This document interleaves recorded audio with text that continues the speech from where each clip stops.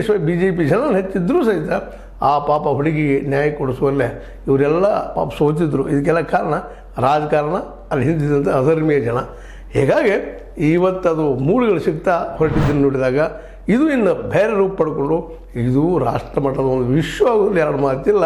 ಇನ್ನು ಇದ್ರ ಹಿಂದಿದ್ದಂಥ ವ್ಯಕ್ತಿಗಳು, ಮಾಡಿದಂಥ ವ್ಯಕ್ತಿಗಳು, ಕುಕರ್ಮಿಗಳು ಅಥವಾ ಅಧರ್ಮಿಗಳು ಸಿಗುವುದರಲ್ಲಿ ಯಾವ ಅನುಮಾನ ಬೇಕಾಗಿಲ್ಲ ಅನ್ನುವಂಥ ಮಾತು ಇವತ್ತು ಕೇಳಿ ಬರ್ತಾ ಇದ್ದಾವೆ.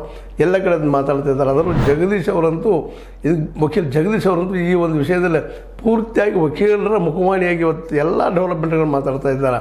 ಮೋಸ್ಟ್ಲಿ ಇಷ್ಟೆಲ್ಲ ಜನರ ಹದ್ದಿನ ಕಣ್ಣನ್ನು ಎಲ್ಲರೂ ಅಲ್ಲೇ ಕನ್ನೋದೇ ಏನು ಬರ್ತದೆ ಏನಿಲ್ಲ. ಒಂದು ಸಣ್ಣ ಮೂಳೆ ಸಿಕ್ಕರು ಸಹಿತ ದೊಡ್ಡ ಇಶ್ಯೂ ಆಗ್ತಾಯಿದೆ ಇವತ್ತು. ಸಣ್ಣ ಬುರುಡೆ ಒಂದು ಭಾಗ ಸಿಕ್ಕರು ಸಹಿತ ಇವತ್ತು ದೊಡ್ಡ ಇಶ್ಯೂ ಆಗ್ತಾಯಿದೆ. ಅಂಥದ್ರಲ್ಲ 100 ಮೂಳೆಗಳು ನಿನ್ನೆ ಸಿಕ್ಕಿದ್ದು. ಅದು ಬಂಗ್ಲೆ ಗುಡ್ಡ, ಎತ್ತರದ ಗುಡ್ಡದಲ್ಲ ಸಿಕ್ಕಿದ್ರಿಂದಾಗಿ ಇನ್ನಷ್ಟು ಏನಪ್ಪ ಅಂದರೆ ಕುತೂಹಲ ಹೆಚ್ಚಾಗ್ತಾ ಈ ಅಧರ್ಮೀಯರ ಒಂದು ಏನಪ್ಪ ಕಿತ್ತಾಕುವ ಸಮೀಪ ಬರ್ತಾ ಇದೆ ಅಂಥೇಳಿ ಯಾರಿಗಾದರೂ ಅನ್ನಿಸ್ತಾ ಇದೆ.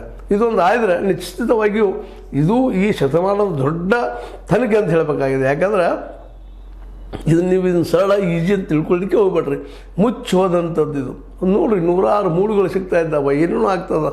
ಎಷ್ಟೋ ಜನ ಆರೋಪ ಮಾಡ್ತಾಯಿದ್ದಾರೆ. ಯಾರ ಮಾತಿಗೂ ಅಲ್ಲಿ ಬೆಲೆ ಹಿಡಿದಂಗೆ ಮುಚ್ಚಾಕೋ ಕೆಲಸವನ್ನು ನಿರಂತರವಾಗಿ ಮಾಡ್ತಾ ಬಂದಿತ್ತು ಅಲ್ಲಿಯ ಪೊಲೀಸ್ ವ್ಯವಸ್ಥೆ.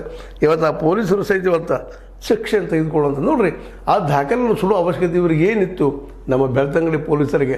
ಆದರೆ ಅದು ನೆನಪಿಡ್ಬೇಕಾಗಿದೆ. ಇವತ್ತು ಜಗದೀಶ್ ಅವ್ರು ಹೇಳ್ತಾರೆ ವಕೀಲರು, ಆದರೆ ಇವ್ರಿಗೆ ಸುಟ್ಟು ಹಾಕಿರ್ಬೋದು ರೀ.